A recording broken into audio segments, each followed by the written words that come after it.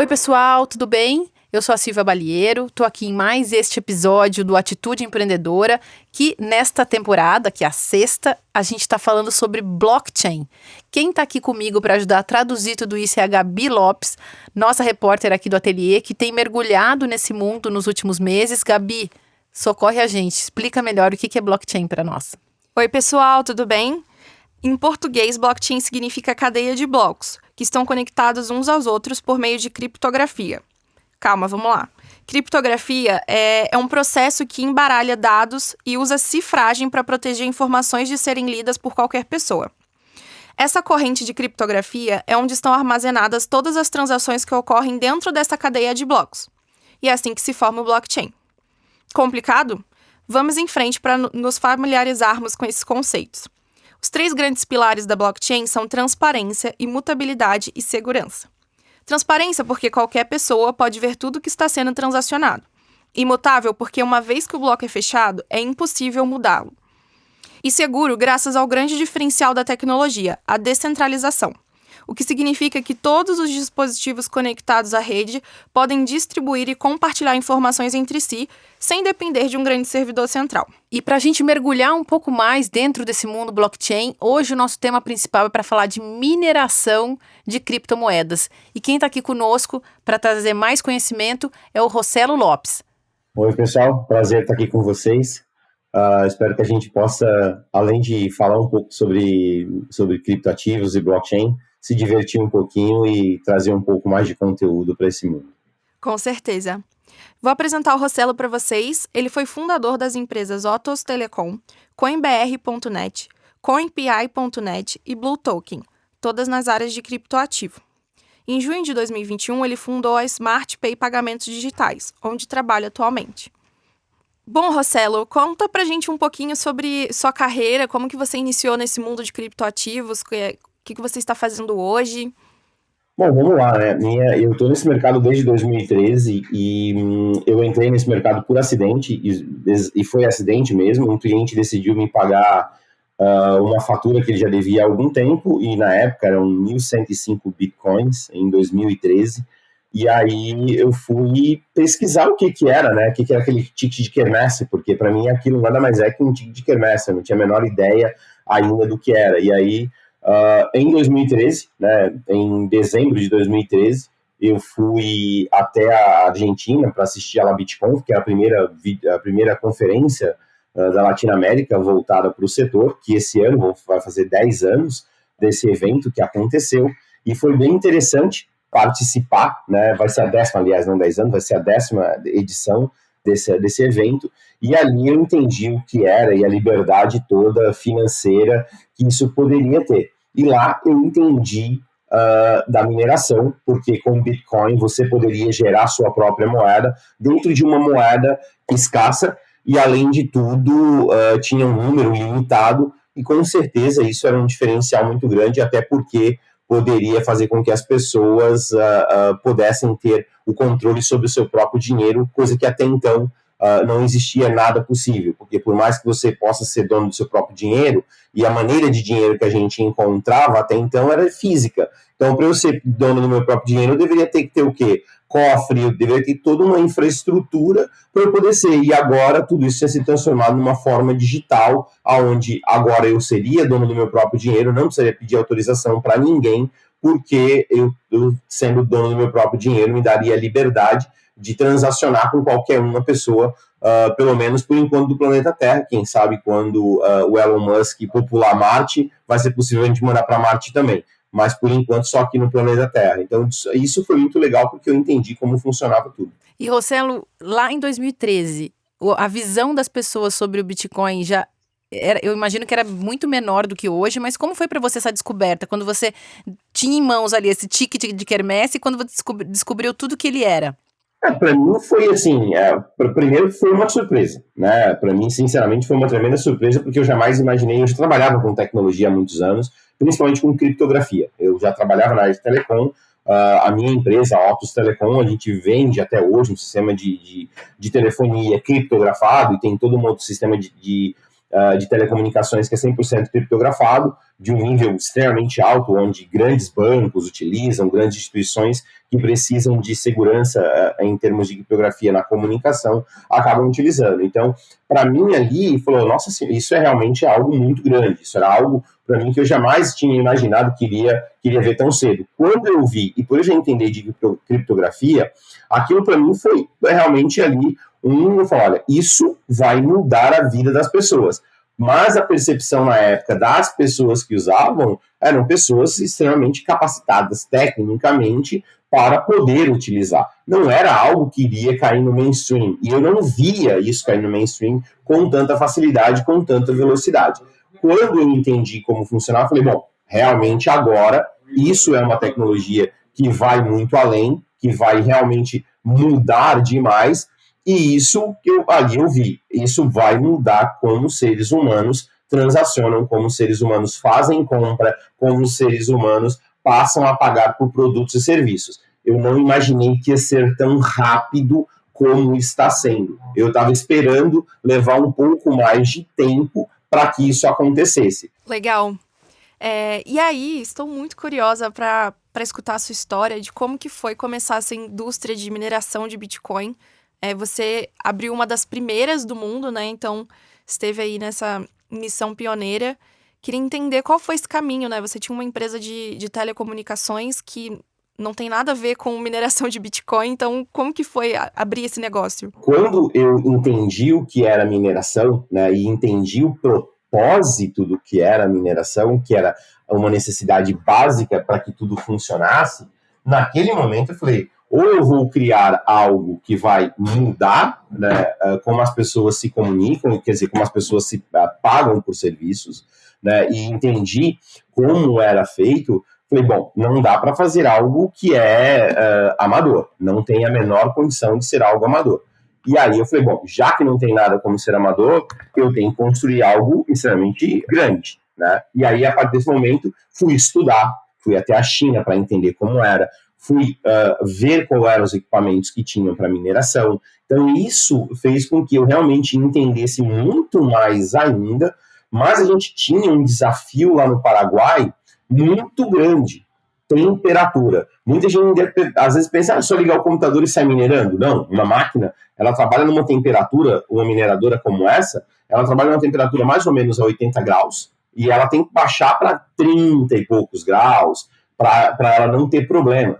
Então, o Paraguai é extremamente quente, tem energia elétrica em abundância, mas é extremamente quente. Então, a gente já tinha esse primeiro desafio. E para as pessoas terem uma ideia de barulho e temperatura, é igual um secador de cabelo de 1.600 watts, 24 horas por dia. Então, é extremamente quente. Aí, se você imaginar um data center com 1.200 secadores de cabelo funcionando o tempo inteiro, e soprando esse ar quente, é exatamente assim que é uma mineradora de criptomoeda. E um barulho ensurdecedor. Então, realmente, era um desafio muito grande. Mas, ao mesmo tempo, eu fiz a minha lição de casa para entender o quê? Peraí, o Paraguai tem energia elétrica barata, o Paraguai tem um bom modelo de importação de equipamento, o Paraguai é fácil da gente poder transacionar lá dentro, o próprio governo era super aberto, então ok, a gente tinha mais coisa positiva do que coisas negativas. E aí a aventura começou, porém, tanto para a empresa de energia elétrica de lá, que é uma só, né, que é o caso da ANDE, não estavam preparados para um consumo de energia elétrica tão alto, e aí, um belo dia, a gente pôs fogo na rede, na rede de energia elétrica. Fogo mesmo. O pessoal de lá mandou foto da rede elétrica pegando fogo. Aí a companhia de energia elétrica foi lá, substituiu, entendeu que a gente consumia muita energia e tudo mais. E aí eles esqueceram de trocar a subestação. Um belo dia a gente deixou Cidade do Leste sem energia elétrica por um dia inteiro, né? Deu quase 2 dias sem energia elétrica. Então, para ter uma ideia de que realmente o próprio governo de lá também estava descobrindo o que a gente estava querendo. E sem falar de todo o aprendizado que a gente tinha que ter de como lidar com alta temperatura. É claro, vai ter muita gente, por que não colocou ar-condicionado? Bom, então, fica a dica aí para quem acha que mineração e ar-condicionado funciona, não funciona. Quando você mistura ar-condicionado e mineração de criptomoeda, você vai produzir água. Você não vai produzir criptomoeda, você vai produzir água, porque é extremamente quente, mistura com aquele ar frio do ar-condicionado, condensa e vira água. Sim, a gente descobriu isso na prática. Então, a gente queimou algumas máquinas por conta disso, né? Por conta de que que a gente não tinha entendido isso. Então, então vamos ter que estudar termodinâmica, vamos ter que fazer túnel de vento, vamos ter que entender como é que resfria tudo isso. Então, não era simplesmente uma infraestrutura de data center porque não servia. A gente teve que aprender. E aí vem outro ponto que é pior de todos: segurança. E muita gente nem pensa nisso, né? E aconteceu o episódio, não conosco, mas aconteceu o episódio no Paraguai, onde um grupo que veio de um país de fora do Paraguai, 4 pessoas vieram até o Paraguai, não sei como conseguiram armas no Paraguai, lá seguraram as pessoas dentro da mineradora por 4 dias dentro da mineradora, trancaram eles e saíram da mineradora com $1 milhão. Foi mais fácil roubar a mineradora do que roubar um banco. Trancaram os caras, pegaram o avião, foram embora do país, nunca ninguém sabe quem viu o que aconteceu. E, então, esse era um outro aspecto que era muito importante, porque a diferença de você ser uma mineradora e a Casa da Moeda, a que fabrica dinheiro, a diferença é uma só. A Casa da Moeda que fabrica dinheiro, ela usa papel e tinta e polui o meio ambiente. Quem está produzindo criptomoeda é digital, não usa papel, não usa tinta e não polui.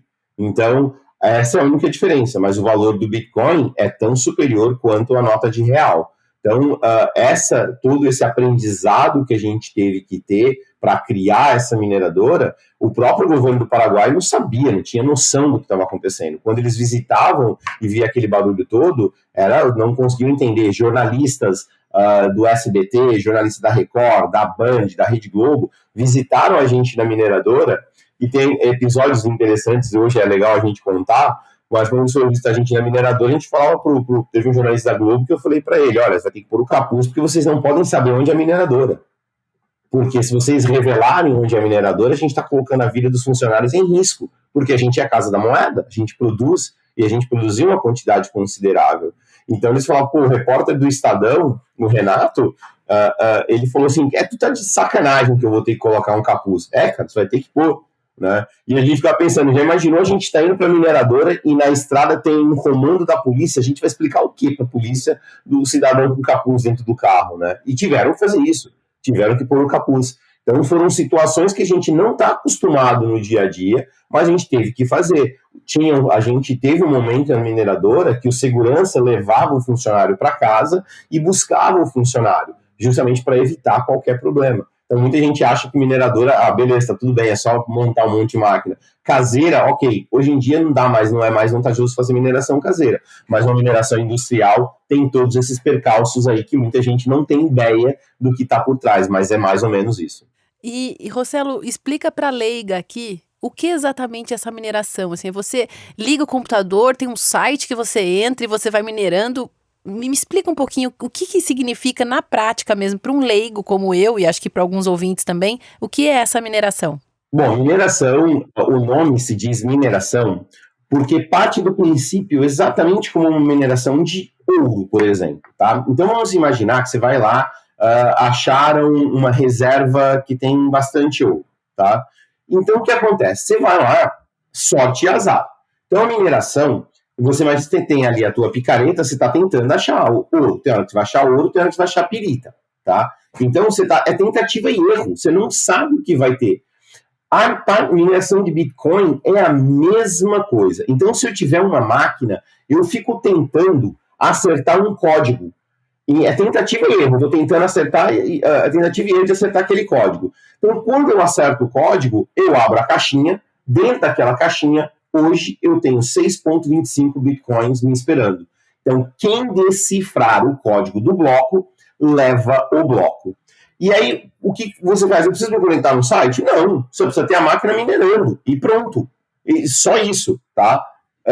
Então, é muito engraçado que muitos vão dizer, é tentativa e erro? É tentativa e erro. Então, vamos lá. E aí, o que muda, né? A mineração no sentido de você fazer em escala industrial? O mesmo princípio de uma mineradora de novo.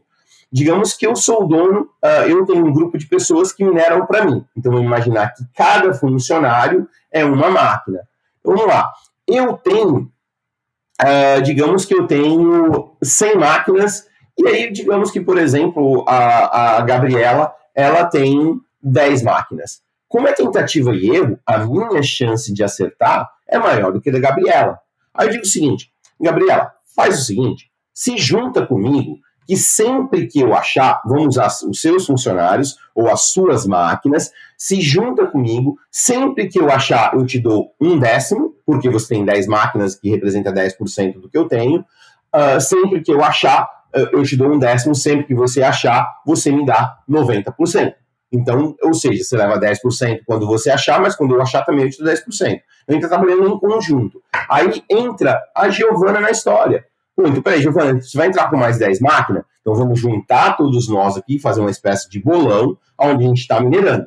Então as suas máquinas, as máquinas da Giovana está tentando, tentativa e erro. Se a Giovana achar o bloco, legal, Giovana, você vai me dar, você vai dar 10% para a Gabi, você vai dar 80% para o Marcelo, você vai ficar com 10%. E quanto mais gente vai usando, vai se conectando nessa pool, vai dividindo o trabalho, é mais gente tentando e errando, tentando e errando, tentando e errando. Quando um acerta, a pool vai lá e distribui. Então, o que é a pool? É eu me conectar num site, pegar as minhas máquinas, conectar a um site, dar o meu poder de mineração, de computação, para este site que vai fazer a gestão dessas máquinas. E tem uma máquina específica que faz isso. Se eu não quero me conectar em site nenhum, na minha própria máquina, eu vou lá e faço da configuração para eu poder minerar a criptomoeda. E aí, se eu achar o bloco, é tudo meu, porque está sozinha.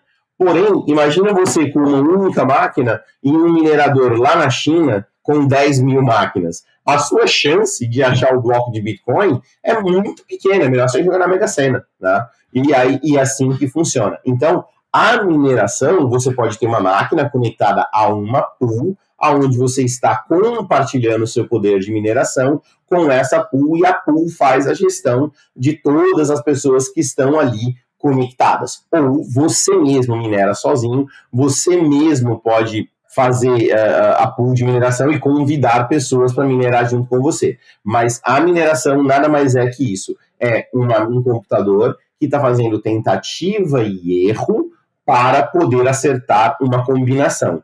Acertou a combinação, você é remunerado. Você ganha um prêmio. Esse é o primeiro trabalho da mineração. Quando você ganha esse prêmio, que hoje são 6,25 bitcoins, você também tem um outro trabalho a fazer, que é validar as transações entre indivíduos que já foram feitos. Você precisa validar essa transação para saber se realmente ela é válida ou não. Então, quando você achou o bloco, próxima coisa que você vai fazer é validar as transações e publicar o seu bloco junto. Então, é mais ou menos assim, achei o bloco, ganhei 6,25 bitcoins.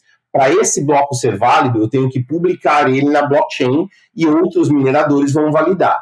Ao mesmo tempo que eu estou publicando ele numa blockchain, todas as transações de todos os usuários do mundo, eu vou pegar um pedaço delas e vou validar ela e vou receber um pedacinho de Bitcoin por validar essa transação. Então, hoje, num bloco, que é 6,25, 0,5 é de validação. Então, o minerador que achou esse bloco, ele recebe entre 6,75 e 7 Bitcoins por cada bloco novo que surge, e aí esses Bitcoins são novos no mercado para ele poder usar. Então, uma parada assim, bem por cima, mineração é justamente isso. Qualquer pessoa pode minerar, desde que tenha uma máquina. Qual é o problema de minerar com essa máquina específica? Primeiro, a máquina específica tem um custo, uma máquina boa, tem um custo entre 10 e 12 mil dólares, e se a sua energia elétrica ela não custar menos que 3 centavos de dólar por quilowatt, não vale a pena, porque você vai ter prejuízo, ela não vai conseguir se pagar. Tá? Então, é a máquina específica, além de manter a rede segura, de validar as transações da rede, essa mineração, dependendo da criptomoeda, ela também vai gerar novas moedas na rede para que essas moedas sejam colocadas. A mineração do Bitcoin, ela tem 21 milhões, nós já passamos de 19 milhões, ainda tem mais 2 milhões para serem minerados até 2140, que é quando termina a mineração do Bitcoin. Muito incrível, né? Então, Você está me dando uma informação nova agora, então é uma coisa finita. Sim, o Bitcoin é uma coisa finita. Tem algumas moedas que não, né? Existe uma expectativa de ser finita, o caso do Ethereum, por exemplo. Ethereum é o segundo maior protocolo de blockchain depois do Bitcoin. Existe a expectativa, mas ainda não existe nenhuma comprovação que vai parar. O caso do Bitcoin, que é a mais conhecida de todas elas, 21 milhões de moedas. Depois de 21 milhões, pode esquecer, porque não vai ter mais. E, Rossello, até falando um pouquinho, explicar para os ouvintes que eu já estou imersa nesse assunto há um tempo, então eu entro muito com a parte técnica aqui, com a parte que a gente brinca que é a mais chata. Esse processo, igual você falou, ganha 6,25 bitcoins por cada bloco minerado. Existe o processo de halving, né, que acontece lá em 2009, só para explicar para vocês. Esse valor era de 50 bitcoins. E depois de 4 anos, diminuiu para 25, metade. Depois diminuiu para 12,5. E agora a gente está em 6,25. Daqui a 4 anos vai diminuir para 3, e alguma coisa. Então esse é o processo que a gente chama de halving, que vai diminuindo pela metade a cada 4 anos esse valor que a gente recebe, né, pelo bloco minerado. E igual a Silvia comentou aqui, é um processo finito. E aí eu queria entender, assim, qual vai ser esse futuro dessas mineradoras, né? Porque uma hora esse valor vai ser ínfimo até zerar. Então não vai receber, as pessoas não vão mais receber bitcoins para minerar, né? Então eu queria entender esse futuro, assim, o que se espera para essas mineradoras.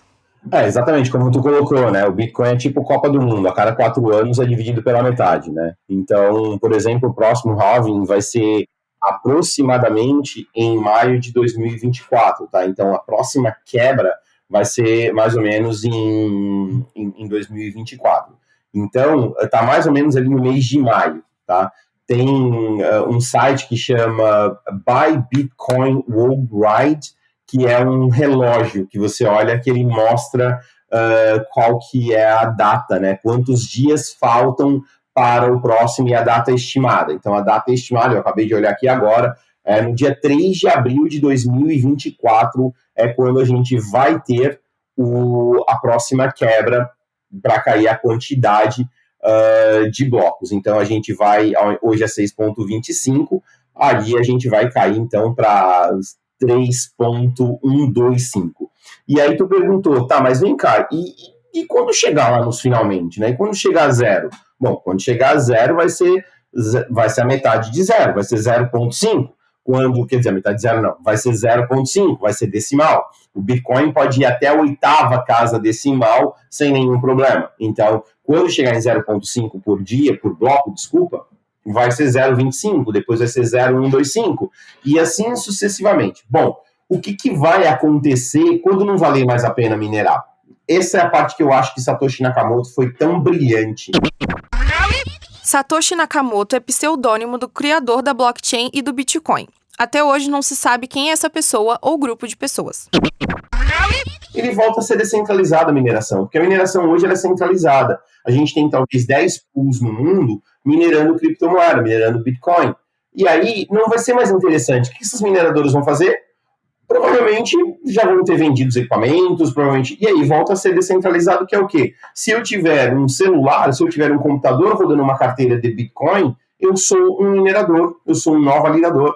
Pronto, está resolvido. Então, até nisso, Satoshi Nakamoto foi muito inteligente, né? Porque por mais que o Bitcoin, quando o Bitcoin chegar a $1 milhão, ainda vai valer a pena minerar? Talvez vá, se a gente está dizendo, se um Bitcoin é $1 milhão e é meio Bitcoin por bloco, 500 mil. Né? Então peraí, então tá, e quando for 0,125 e assim sucessivamente, então mais vai chegar um determinado momento que não vai ser mais interessante minerar Bitcoin, vai ser interessante ter uma carteira, um computador, e aí a dificuldade também vai reduzir, e aí voltamos à mineração descentralizada. O que a gente tem hoje é uma mineração centralizada, porque o Bitcoin hoje é minerado, como eu disse, por talvez 10 pools no mundo inteiro, controlam 96% do hash rate, do poder de mineração da rede. Né? Quando chegar nesse momento que não vale mais a pena, o o minerador ou ele vai minerar outra moeda que vale a pena minerar, se existir outra moeda que vale a pena minerar, ou ele vai ser um nó validador, ou vai ser descentralizado, como deveria ser desde que Satoshi Nakamoto criou. Então, em um determinado momento, talvez seja lá para 2032, sei lá, talvez 2036, ou talvez, sei lá, depois de 2050, talvez não seja mais vale a pena ser mineração centralizada. Talvez vai ser, eu tenho um telefone celular usando computação quântica que minera criptomoeda. Pronto, ao mesmo tempo que eu sou uma carteira, eu também sou um minerador só pelo fato de eu ter um telefone celular, ou porque o meu carro minera, ou porque a minha televisão minera, ou porque a minha geladeira minera. Então, provavelmente a gente vai ver esses devices, a gente vai ver a internet das coisas entrando nesse momento para ser um minerador. Então, a gente vai ver isso acontecer e a mineração centralizada vai ser usada para outra coisa, talvez para a área de validação, talvez para a área de storage, alguma outra área vão usar esse poder computacional. Mas a mineração de Bitcoin, ela não é eterna, ela tem data para acabar. E, Rossello, você falou um pouco de poluição comparando com hoje o papel moeda, né? Que está lá na Casa da Moeda, que tem a parte de impressão e tudo mais. O Bitcoin também não tem esse fator poluente também, considerando esse alto gasto de energia? Não, se a gente parar para pensar que a mineração de criptomoeda do Bitcoin, ele usa 0,5%, 0,5%, menos de 1% da energia desperdiçada no mundo. Por exemplo, você gasta mais energia, foi feito um estudo disso, de que se gasta mais energia elétrica olhando vídeo pornô na internet do que minerando Bitcoin. Né? Tudo bem que ainda é uma energia que está sendo usada para minerar. Basta a gente passar a usar a energia de forma inteligente. Por exemplo, a energia que é gerada lá no Paraguai, se não usar, ela é desperdiçada. Então, se eu usar para minerar, eu estou gerando emprego, eu estou gerando criptomoeda, eu estou protegendo uma rede. Se eu não usar, ela vai ser desperdiçada, porque não dá para armazenar energia que é gerada a partir de uma hidrelétrica. Não dá para armazenar, claro, dá para armazenar, o custo é muito alto, mas aquela turbina, ela está funcionando. Usando a energia que vem da turbina ou não, ela vai ser desperdiçada. Então vamos armazenar. Ok, aí está desperdiçando silício. E o silício poder ser usado para fazer processadores, para fazer computadores, para fazer equipamentos. Porque, querendo ou não, se você for usar baterias de silício que armazenam energia com muito mais eficiência, você também está tirando o silício do mercado, que é o mesmo componente que é usado para fazer microprocessadores, para fazer memória, para fazer um monte de microprocessadores. Então, quando falam em energia que está sendo usada, que é muito, é porque não fizeram a pesquisa direito, é porque não entenderam exatamente como que o mercado de criptomoeda, de mineração funciona e o mecanismo que funciona para poder gerar a criptomoeda. A tendência é que processadores mais eficientes sejam desenvolvidos, até mesmo quando chegar a computação quântica, e aí use bem menos energia para poder. Nossos próprios celulares, se a gente parar para pensar, antigamente os nossos celulares eram 5 baterias por dia. Hoje, o celular já consegue demorar 2, 3 dias com a bateria funcionando. E vamos ver por quê. Não é porque a bateria melhorou um pouco, sim, claro, mas o processador lá de dentro usa menos energia agora para executar mais funções. Então a gente vai ver mineradoras indo no mesmo caminho. Apesar de Rossello defender que o gasto energético da mineração de Bitcoin não é tão alarmante, existe um movimento no mundo alertando para o oposto disso. Por isso, vamos trazer o outro lado dessa polêmica para o seu conhecimento. Em 2021, o Bitcoin chamou a atenção de autoridades e figuras públicas depois de atingir um gasto de energia maior que o da Argentina. Porém, os dados que são divulgados em tempo real pela Universidade de Cambridge mostram que, no momento que esse trecho está sendo produzido, em 1º de novembro de 2022, a Argentina já ultrapassou o Bitcoin de novo. Figuras relevantes já demonstraram preocupação com a degradação do meio ambiente causado pela mineração. Bill Gates declarou ao New York Times que, abre aspas, há divergências sobre o tamanho da pegada de carbono da indústria, mas ninguém contesta que é grande, fecha aspas. Em 2021, a Tesla desistiu dos planos de aceitar criptomoedas como meio de pagamento. No anúncio, o CEO da empresa, Elon Musk, disse que a decisão foi devido à preocupação com o meio ambiente. Segundo Elon Musk, abre aspas, a criptomoeda é uma boa ideia em muitos níveis, e nós acreditamos que tem um futuro promissor. Mas essa ideia não pode vir com um grande custo para o meio ambiente. Fecha aspas. Em 15 de setembro deste ano, a segunda maior rede blockchain do mundo, Ethereum, passou pelo demerge, processo que fez a rede migrar da mineração para a prova de participação. A diferença entre ambos é que a mineração exige alto poder computacional para conseguir lucrar, enquanto a prova de participação não exige isso tudo. Um dos principais motivos da mudança, segundo o cofundador Vitalik Buterin, é a diminuição do gasto energético da rede. Numericamente falando, o gasto energético devido à mineração de Bitcoin não é tão alto hoje. O Brasil, por exemplo, 8º país que mais consome energia, gasta 5 vezes mais que a criptomoeda. A maior preocupação, segundo uma pesquisa realizada pela Arcane Research, é no caso de o valor do Bitcoin vir a crescer muito nos próximos anos. O estudo mostra que se a moeda passar a valer 2 milhões de dólares em 2040, a blockchain do Bitcoin consumiria 894 terawatt-hora por ano, um aumento de 10 vezes em relação aos níveis atuais. Mas, quando comparado com o gasto energético mundial estimado para 2040, o gasto do Bitcoin irá equivaler a 0,36% desse total.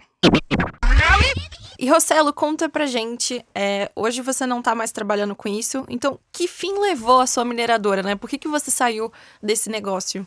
Bom, o fim, né, que levou a mineradora foi porque a gente recebeu uma oferta de um grupo chinês que quis comprar a mineradora. A gente era a única mineradora no Paraguai que tinha a capacidade de expandir para 25 mil, 30 mil máquinas. Não tinha nenhuma outra que tinha essa capacidade. A gente era mais eficiente, que usava tecnologia muito melhor, né, em termos de como resfriar as máquinas, os modelos de túnel de vento, o espelho d'água que nós criamos e tudo mais, tudo que foi desenvolvido ali, era uma das que mais tinha chance. Então, esse grupo entrou, comprou. Hoje, se eu não me engano, eles já estão na casa de 25 mil máquinas, se eu não me engano. Continuo dando consultoria, tanto para esse grupo chinês, como para vários outros que me contratam para construir mineradora. Já construí mineradora na Angola, já construí mineradora ali no Oriente Médio. Então, eu sou especialista nisso. Então, eu continuo dando consultoria, porém, o meu contrato hoje não permite mais que eu tenha mineradora. Então, o meu contrato hoje diz que eu posso dar consultoria,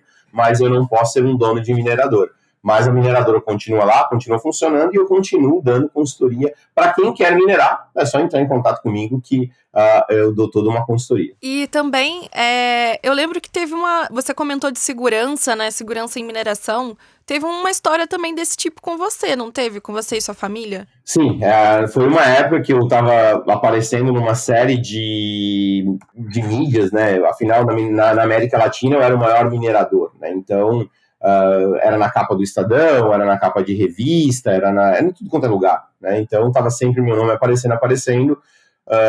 Aí, alguém teve a brilhante ideia de sequestrar a minha esposa. E aí vieram até Florianópolis, sequestraram ela, levaram para São Paulo, ficou 4 dias em cativeiro, e os sequestradores falaram, olha, a gente quer receber em Bitcoin, bota sua mineradora para minerar Bitcoin para nós, para a gente mandar tua mulher de volta para casa.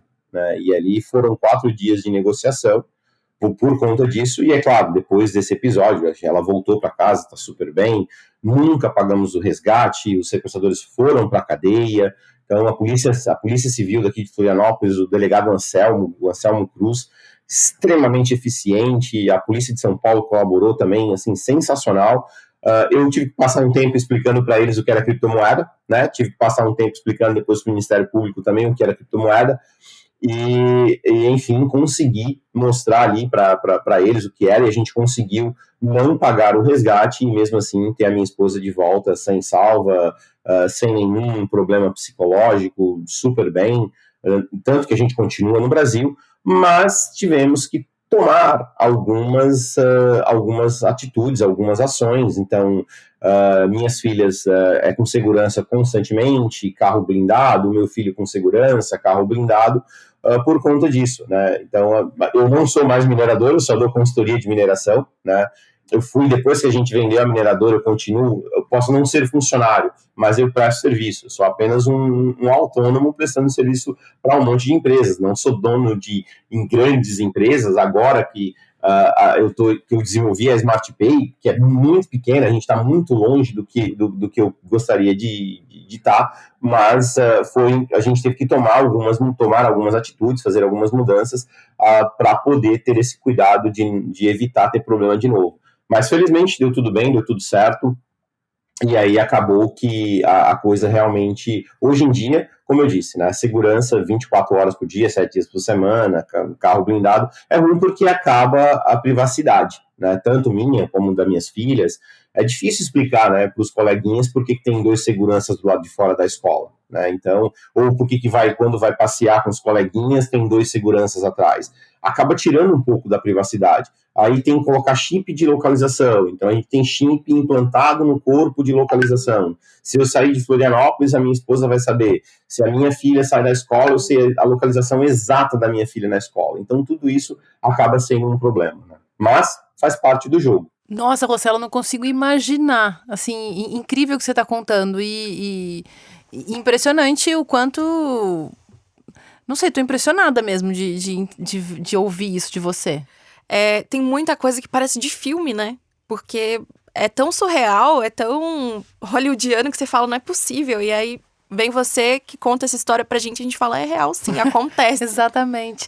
E, Rossello, você estava falando, né, que você não está mais minerando, mas você ainda está orbitando nesse mundo das cripto e tal com o SmartPay, né? Conta um pouquinho mais do que a SmartPay faz pra gente. Bom, a SmartPay, o que a gente criou, né, eu aprendi no mercado, eu olhei no mercado, vi o que era a maior dor de cabeça para as pessoas, né?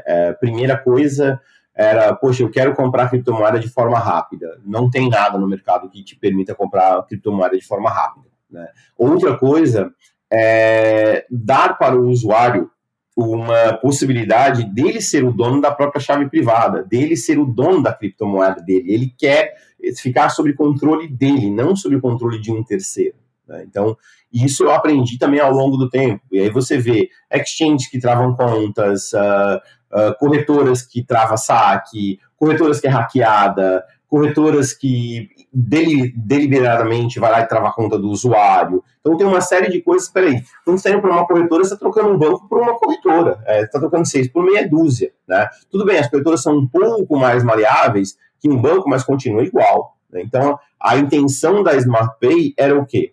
Bom, a gente tem no nosso roadmap criar uma carteira, né, nossa própria, que o usuário é o detentor da chave privada, o usuário que vai controlar. A gente está fazendo uma carteira para o mercado nacional. É claro que o estrangeiro vai ser muito bem-vindo de utilizar também, vai ser feito em algumas línguas a carteira.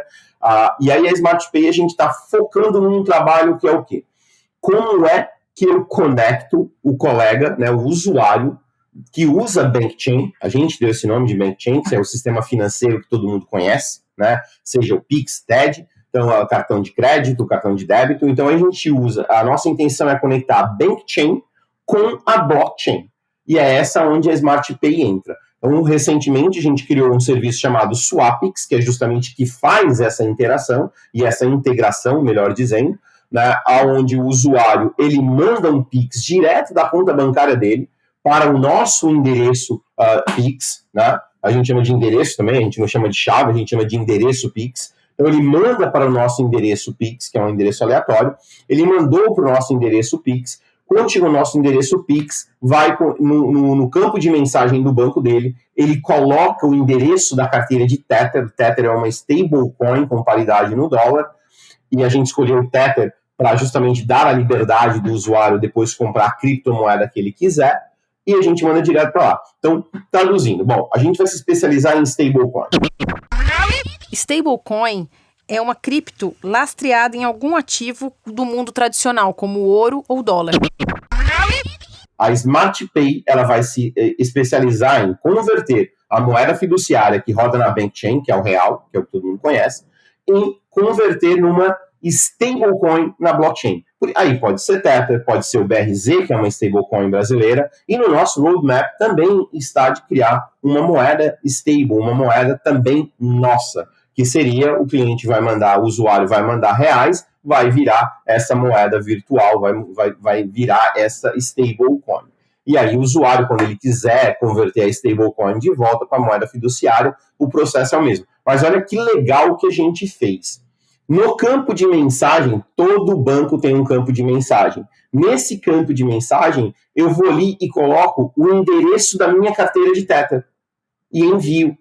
Recebo o Tether na minha carteira. Dentro da minha carteira, seja SafePal, Token Pocket, Tron Link, a própria Bitfinex, usando Bitfinex FastPay, ou uma corretora, coloco o endereço da carteira ali e tenho, em 10 segundos, vai chegar o Tether. Se eu estou usando a SafePal, por exemplo, ou a Bitfinex, lá dentro da carteira da SafePal, eu posso usar a DEX, que é uma exchange descentralizada, que está dentro da SafePal. Exchanges descentralizadas são corretoras de criptoativos que funcionam por meio de contratos inteligentes, ou seja, todas as transações são automáticas, sem a necessidade de um intermediário humano. Ou eu posso, pura e simplesmente, utilizar a Bitfinex para ir lá, se eu criei a conta na Bitfinex, eu entro com o Tether, que é uma stablecoin com paridade no dólar, e aí eu troco pela moeda que mais me agrada, pela Solana, pela Polygon, ou até mesmo posso trocar, por exemplo, também pelo nosso... nós temos um token, não a SmartPay, mas a empresa que controla a SmartPay, que é a Digital Horizon, está lá em El Salvador. A Digital Horizon tem um token proprietário chamado Blue Token, onde eu posso também trocar diretamente com o Tether. Então a SmartPay está se especializando em construir o banco da Web 5.0. Ou seja, você não precisa de uma aplicação bancária, basta você ter uma carteira de criptoativos que você vai poder pagar tudo. Hoje já é possível. Se você tiver, por exemplo, uma carteira da Token Pocket, isso qualquer estrangeiro no Brasil, qualquer pessoa no Brasil, se tiver a Token Pocket, que é uma app de criptomoeda, que lá você pode ter várias criptomoedas, incluindo o Tether, tá? Se você tiver essa carteira, você pode tomar um cafezinho e pagar com Tether. Ah, mas eu não tenho Tether, eu tenho Bitcoin. Ok, converte Bitcoin em Tether e paga o cafezinho com Tether. Ou seja, o estrangeiro que chegar no Brasil agora, ele tem acesso ao Pix. Então, o Banco Central vai ter que reescrever o site dele lá, porque lá no site do Banco Central está escrito assim: Pix é um sistema de pagamento para todos os brasileiros. Bom, agora serve para todas as pessoas que vêm para o Brasil. E pensando no futuro, Rossello, como você vê essa evolução, né? Pensando de 2013, quando você começou para agora, já evoluiu demais, mudou demais esse cenário. Como você pensa daqui 5 anos, por exemplo, pensando aí no médio prazo, né? Quão popular vai estar isso? Quanto pessoas que hoje mal entendem o assunto estarão familiarizadas? Vai popularizar de um jeito que todo mundo vai saber o que é? Como você enxerga isso? Bom, eu vejo que cada vez mais as pessoas vão começar a usar, cada vez mais as pessoas vão usar como reserva de dinheiro, cada vez mais as pessoas vão estar usando criptomoeda. O Banco Roxo agora vende Bitcoin e Tether. Ele vende o Vale Bitcoin Tether, né? Ele não vende o Bitcoin. Ninguém fala assim, pô, mas isso é muito péssimo, isso é ruim. Não, eu acho bom, porque agora os usuários do Banco Roxo começaram a olhar e falar, pô, que legal, o que é esse Bitcoin? O que é esse Ethereum? Deixa eu pesquisar na internet. Aí ele vai pesquisar, aí é legal, porque aí, assim, ele começa a entender o que é. Se ele está comprando o Vale Bitcoin, que é o que o Banco Roxo vende, tudo bem, é uma experiência que ele já está tendo com um criptoativo.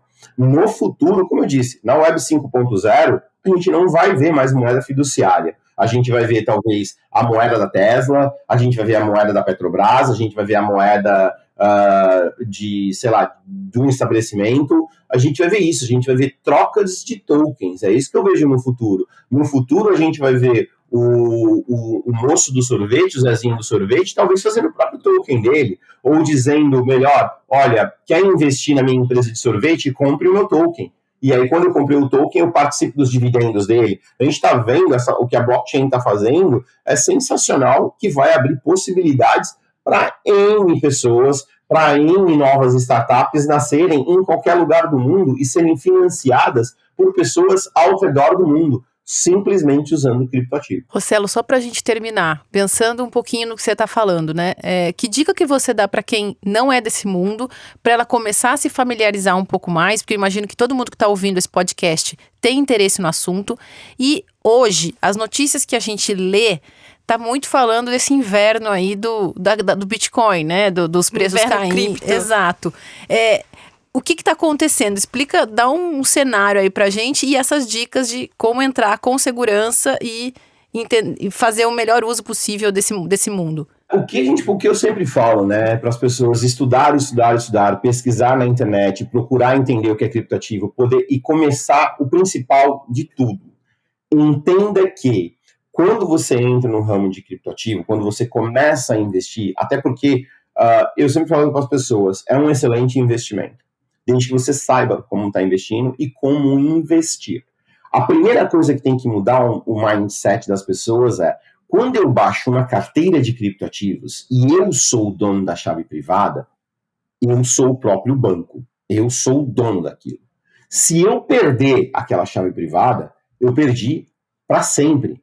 Existem aproximadamente, hoje, né, entre todas as criptomoedas, aproximadamente 500 bilhões de dólares perdidos em criptoativos, dos mais diferentes possíveis.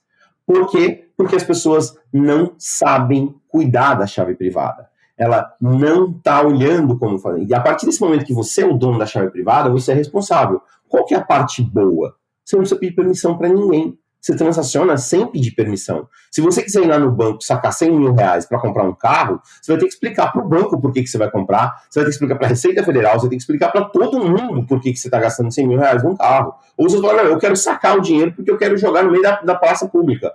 Não é assim, não é seu o dinheiro. Você acha que é seu, mas ele não é seu. Ele é do banco. Então, a pessoa vai dizer, não, ele é meu. Não, ele não é seu. Você deu ele para o banco e agora o banco é o dono dele. Agora o banco vai decidir o que vai fazer com ele. Se ele vai deixar você sacar o seu próprio dinheiro, é outra coisa.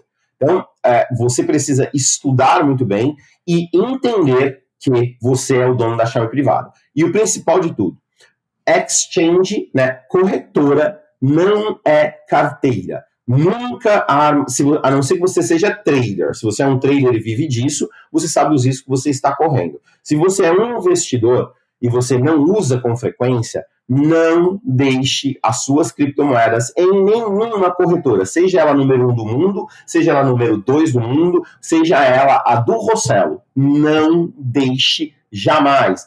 A criptomoeda tem que ficar em seu controle, em seu poder.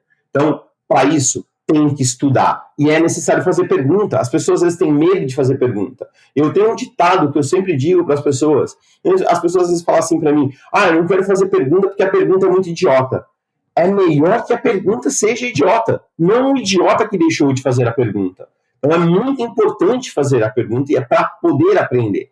E aí tem uma crítica que eu sempre faço para os meus pares do mercado. Ensinar as pessoas. Eu vejo os especialistas em criptoativos do mercado, os que se dizem especialistas, pelo menos, alguns se dizem, outros não são mesmo, não explicam direito para as pessoas, ou não têm a menor paciência de explicar. É importante explicar como é que cria uma carteira, por que é importante você guardar, anotar a caneta, a chave privada, o mnemônico. Por que é importante anotar o mnemônico?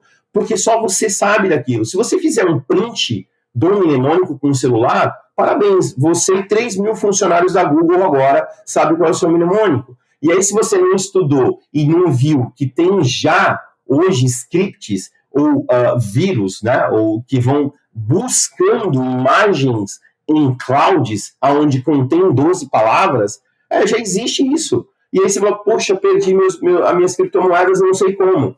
Provavelmente instalou algum aplicativo no seu celular e esse aplicativo conseguiu capturar essa informação. Então, é muito importante estudar sempre, tá? E essa é a minha recomendação. Queria aproveitar a deixa para primeiro convidar quem estiver nos escutando a ouvir os outros episódios. Nós estamos fazendo uma temporada especial de blockchain, então se você quiser estudar, como o Rossello falou, pode ser um bom começo. E também convidar, porque nós estamos produzindo um estudo aprofundado sobre blockchain em formato de livro, que nós vamos divulgar nas nossas redes sociais em breve. Então, também se tiver interesse, ficar de olho aí, que logo logo a gente vai divulgar esse material. Rossello, muito obrigada. Com certeza aprendi muito aqui nesse nosso papo. Foi um prazer falar contigo e espero que você tenha se divertido também. Não, sem dúvida nenhuma. Espero que as pessoas tenham ali gostado do conteúdo. Por favor, mandem perguntas o quanto quiser. Eu entendo bastante, desde mineração até smart contracts, metaverso e tudo mais. Podem mandar as perguntas sem nenhum problema, que eu respondo sempre que possível. Rossello, muito obrigada. Foi um prazer conversar com você de novo. E é isso. Obrigada, Rossello. Gabi, estou impressionada. Que mundo é esse? Nossa, Mas, sim. brincadeiras à parte, é muito incrível como eu cheguei a cobrir tecnologia há muito tempo, e cheguei a fazer reportagens quando surgiu o Bitcoin lá atrás, quando eu trabalhava na revista InfoExame, e imagina que a gente pensaria que um dia ia chegar nesse volume, nessa quantidade de transformação que está fazendo com o sistema financeiro mundial, né? E é engraçado, né? Porque eu ouço muito nesse ramo, assim, que blockchain, que criptomoedas só vão se tornar, de fato, usadas por todo mundo quando as pessoas pararem de perguntar o que é, né? Porque as pessoas sempre fazem uma comparação que é tipo, hoje ninguém pergunta como que funciona uma cafeteira. Você sabe que a cafeteira vai te dar ali o seu café e tá tudo bem. E eu acho engraçado quando a gente entende, por exemplo, ele explicou super bem, né, o que é mineração. Eu, pelo menos, achei que ficou muito claro. E aí eu pensei na mesma hora, falando assim, gente, é importante saber. Por mais que um dia a gente chegue num ponto em que não vai ser necessário perguntar, eu acho que esses momentos, assim, a explicação dele sobre como de fato funciona o gasto de energia, é realmente um desperdício, é ou não é? E tem muita coisa, desinformação no meio, né? Então, eu achei que foi super legal e super necessário esse episódio. E eu não sei se ficou claro para todo mundo, mas o porquê deles escolherem construir essas mineradoras no Paraguai, porque lá a energia é muito mais barata do que aqui. Então, financeiramente, compensa você abrir essa mineradora lá, né? Eu acho que ainda com o gasto de sistemas para não deixar a temperatura alta, como ele falou, né? Tem que diminuir de 80 para 30 graus. Deve ter essa engenharia enorme que ele comentou com a gente, túneis de vento e tal, mas ainda assim compensa porque o custo que ele teria de energia aqui no Brasil seria muito maior, né? E falando um pouquinho do que vem pela frente, que também me impressionou bastante, quando ele fala que no futuro teremos a moeda da Petrobras, a moeda da Tesla, cada empresa vai ter o moço do sorvete vai ter a própria moeda dele, né? Incrível. É muito impressionante o que tá por vir, o que a gente ainda... O limite desse mundo a gente ainda desconhece, né? Sim, e é até algo que a gente tem batido nessa tecla em todos os episódios, que é como tem atitude empreendedora nesse ramo, né? Porque tudo que é feito é novo, então você precisa, igual ele falando, a gente precisou estudar termodinâmica para abaixar a temperatura dentro... Tudo precisa ter empenho, ter inovação, ter atitude empreendedora mesmo, né? Porque é tudo do zero. Você tá partindo de um desconhecido e eles vão cavando essas oportunidades, né? Vendo onde estão as oportunidades, por onde ainda dá para ir, onde dá para crescer mais. É muito impressionante. E quando a gente acha, não, vai até aqui. Não, tem mais, né? Tem muito mais, tá só no começo, O empreendedorismo tá não só nas ideias, mas também na garimpagem ali, né? Do que, pensando aí nos mineradores, os garimpeiros. Fazer uma analogia. Exato. Bom, aprendemos muito e, certamente, nos próximos episódios aprenderemos muito mais ainda.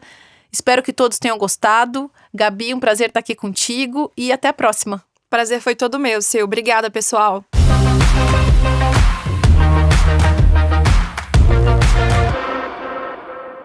Esse podcast é uma parceria do Estúdio Teses com o Ateliê de Conteúdo. O episódio foi produzido por Ariane Abdala, Gabriela Lopes, Silvia Balieiro, Ana Carolina Bergmiller, Júlia Fregonese, Giovana Dias, Lorenzo Iatalese.